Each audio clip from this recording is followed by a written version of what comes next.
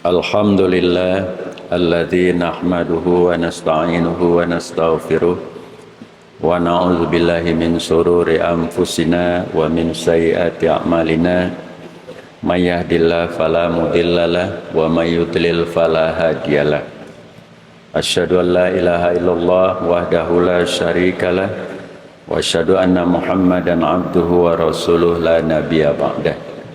Allahumma fassalli wa sallim ala Muhammad wa ala alihi wa sahbihi wa mawalah lahum bi ihsanin ila yaumiddin.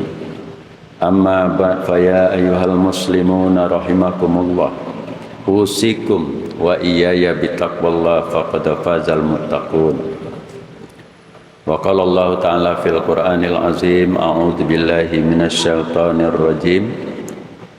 Ya ayyuhallazina amanu in ja'akum fasiqun binaba'in fatabayyanu an tusibu qauman bijahalatin fatusbihu ma fa'altum nadimin. Jamaah Jumat yang dirahmati Allah, di dalam Al-Quran Al-Hujurat ayat 6 tadi Allah menyampaikan, wahai orang yang beriman, apabila seorang fasik datang kepadamu membawa sebuah berita, fatabayyanu, maka lakukanlah klarifikasi, atau jangan langsung menerima, jangan langsung menolak, tapi dicermati. Karena kalau informasinya keliru, itu bisa menimbulkan musibah karena kebodohan orang yang menyampaikan itu atau kita sendiri, dan gara-gara informasi yang bodoh, yang salah itu membuat kita akan menyesal sendiri. Nah, jamaah yang berbahagia, sekarang para ilmuwan mengatakan kita berada di era informasi. Dulu peradaban dunia dari era mistisisme, lalu rasionalisme, empirisisme, positivisme, ada renaissance, kebangkitan sains, dan sekarang memasuki era informasi. Orang Prancis menggunakan istilah informatio. Kalau Latin informer atau informare. Intinya adalah bagaimana menciptakan sebuah ide atau menyampaikan opini, bahkan mengajarkan gagasan ilmu kepada orang lain. Informasi bisa juga diartikan bagaimana menyampaikan suatu pesan, mengumpulkan data, didengar orang karena kita bacakan baik secara elektronik maupun non elektronik. Ada istilah Arab yang erat dengan informasi, namanya khobar. Sudah jadi bahasa Indonesia jadi apa kabar. Lalu ada istilah naba. Naba juga artinya berita atau informasi. Maka orangnya disebut nabi. Nah, nabi itu jubir Allah Subhanahu wa ta'ala. Kalau presiden ada jubir istana, maka para nabi adalah jubir Allah Subhanahu wa ta'ala, juru bicara. Kalau jamak disebut al-anbiya, para nabi, para jubir. Nah, bedanya kalau istilah khobar itu berita biasa. Tapi kalau naba itu berita yang sangat urgen, sangat penting dan sebagainya. Nah, kita disuruh untuk hati-hati menerima informasi atau menyampaikan informasi. Jangankan kita, ada dua nabi yang dikenal, satu Nabi Adam, yang satu Nabi Muhammad Sallallahu Alaihi Wasallam. Dua nabi ini juga pernah terpapar hoax, pernah kena berita yang keliru. Kita kenal cerita buah khuldi kan, Nabi Adam dikibulin sama iblis. makan ini wahai Adam, nanti kamu bisa langgeng di surga. Nah, nggak taunya dihapusi. Nabi Muhammad juga pernah mendapat info hoak di surah An-Nur ayat 11-12, mungkin jamaah sudah banyak yang tahu, ketika istrinya Aisyah diisukan melakukan perselingkuhan ketika pergi perang. Nah, umat Islam yang lain tentara sudah pulang ke Madinah, tapi Aisyah berdua dengan seorang pemuda belum pulang. Rupanya Aisyah lagi mencari kalungnya yang jatuh di padang pasir, sehingga terpaksa bermalam. Pagi-pagi baru nongol. Ya tentu tersebar isu. Untungnya waktu itu belum ada medsos, ya, belum ada TikTok segala macam. Tapi akhirnya turun surat An-Nur yang menyampaikan bahwa ya Muhammad, istrimu itu tidak selingkuh. Nah itulah contoh. Jangankan kita, Nabi saja bisa kena tipu hoak. Nah jemaah yang berbahagia, syarat pemberi berita, terutama penyampai berita, pertama harus adil. Adil itu tidak kazib, dia bukan tukang bohong, atau at-tuhmah bil kazib, yang dia agak diragukan kejujurannya, atau dia bukan fasik, ya doyan dosa kecil lah gitu, atau jahalah, bukan orang bodoh dan bukan pelaku bid'ah, artinya tukang nambah-nambahin ajaran agama. Jadi juru bicara, penyampai informasi harus adil. Yang kedua harus dobit, daya hafalnya kuat. Nah ini memang biasanya orang-orang Arab atau orang Indonesia ada juga yang daya hafalnya kuat. Nah yang ketiga, informasi itu tidak menggunakan bahasa yang sarkastis, yang bombastis. Biasanya kalau kita lihat di TikTok, di TV, di medsos, yang pidatonya sangat bombastis, nah itu kadang-kadang agak diragukan kebenarannya. Ya, jadi bisa saja ditambah-tambah. Nah yang keempat, apakah boleh kita melakukan kampanye negatif campaign? Nah ada sebagian mengatakan boleh. Jadi misalnya ada pemimpin yang keliru, kita kritisi, kita gibahin rame-rame, ya kita koreksi, nah itu boleh. Itu dalam rangka mengkritisi seorang pemimpin. Itu tidak termasuk ghibah. Yang nggak boleh itu black campaign, menuduh. Kalau negatif campaign itu yang kita kritik benar bahwa ada kekeliruan, itu boleh.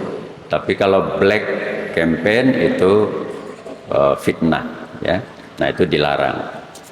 Jadi boleh menggibahin pemimpin dalam tanda kutip, boleh sepanjang mengoreksi kesalahan kebijakan. Nah yang kelima, kita harus membiasakan mengecek beberapa sumber informasi. Jadi kalau ada, wah ini putra raja Arab ini katanya sudah siuman, ya. Nah apakah itu benar? Ada TikToknya. Nah kita ceklah. Biasanya di TV agak lebih valid, ya, diberitakan. Walaupun kadang-kadang keliru, tapi lebih. Atau kita cek di beberapa media online atau koran. Jadi jangan hanya satu sumber. Yang keenam, kita juga harus hati-hati. Sekarang ini ada AI, ya, yang paling ramai sekarang.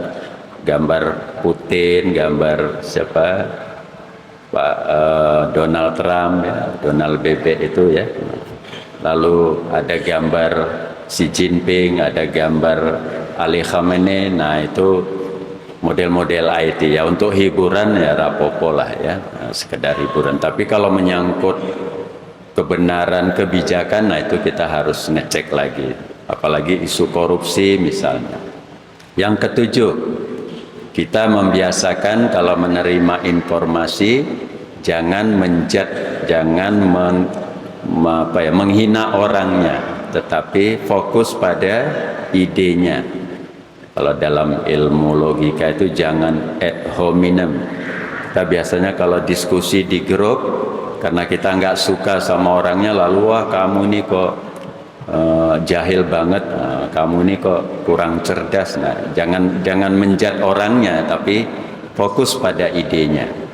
Kalau bisa, wah ini Pak maaf, Bapak menyampaikan ide, saya hormat pada Bapak, tapi maaf idenya kurang pas. Nah, kira-kira mungkin dalilnya kurang kuat atau buktinya belum valid, monggo ditambahin buktinya. Nah, kira-kira begitu. Jadi jangan ad hominem atau ngatain orangnya ya. Nah, ini maklumlah sebagian orang Indonesia ini, kalau di Amerika ada Hollywood, kita ini Bollywood, tukang bully ya. Lalu kita juga harus membedakan, kadang-kadang kita bisa jadi insider atau outsider. Kalau insider itu ya misalnya saya sebagai dosen Unisa, nah tentu saya memuji-muji Unisa. Nah kira-kira. Tapi kadang-kadang saya bisa seperti outsider, pengamat tentang Unisa, mengkritisi kampus Unisa. Nah itu boleh, nggak masalah. Jadi kapan kita insider sebagai katakanlah follower atau lover ya, pecinta, tapi kapan kita jadi outsider dalam arti kita mengamati ya. Begitu juga kadang-kadang nomor 9, jamaah itu atau warga itu ada yang sangat cinta pada figur tertentu. Nah maaf, ini seperti kasus ijazah palsu ya. Nah, kalau followernya Pak Jokowi pasti, wah nggak mungkin lah masa mantan presiden punya ijazah palsu.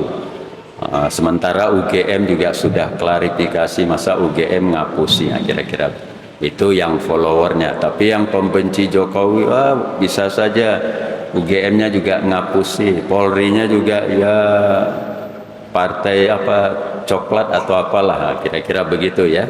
Nah, bagaimana sikap kita? Apa kita mungkin follower atau kita pembenci, tapi dalam informasi kita harus adil. Nah, sikap yang paling bagus ya 50-50 lah.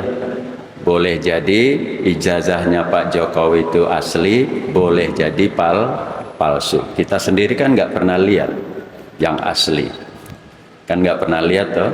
Nah, kalau ada yang lihat boleh dilaporkan.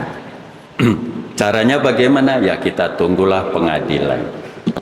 Jadi pengadilanlah yang paling menurut saya yang paling sah.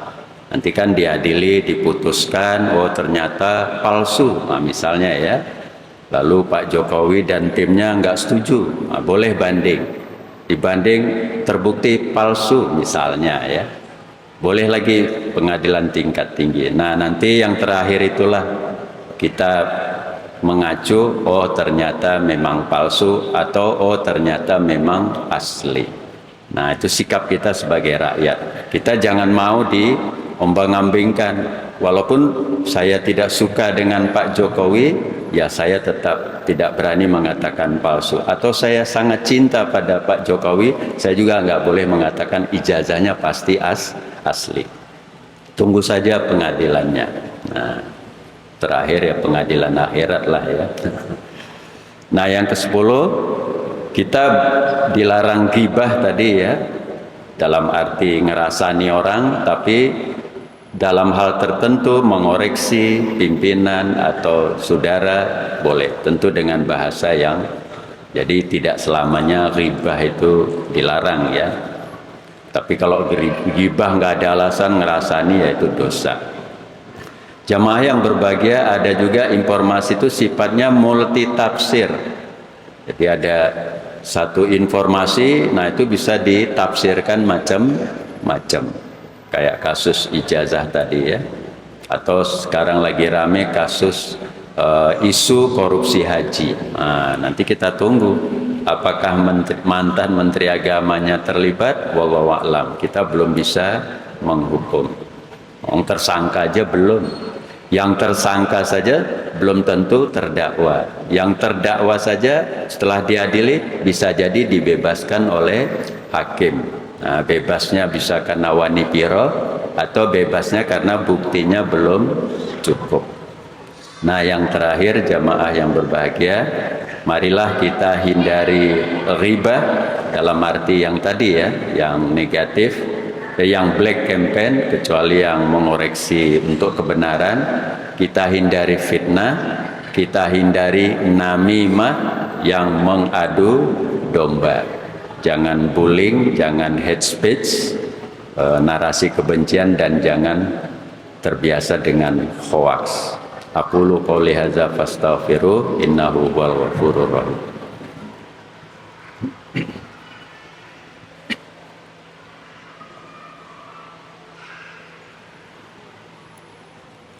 Alhamdulillah allazi arsala rasulahu bil huda wa dinil haq liyuzhirahu ala dini kullih wa kafa billahi syahida.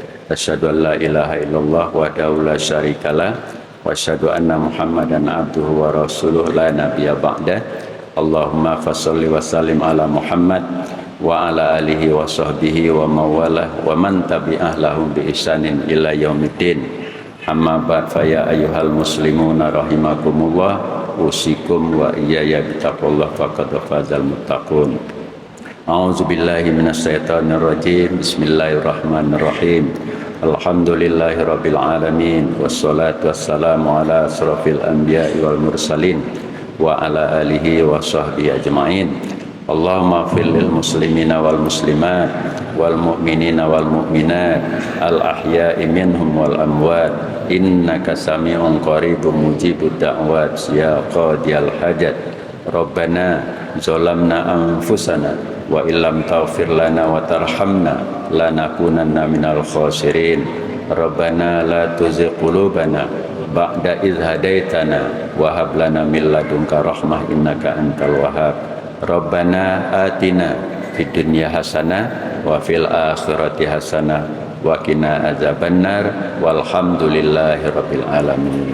Wala zikrullahi akbar.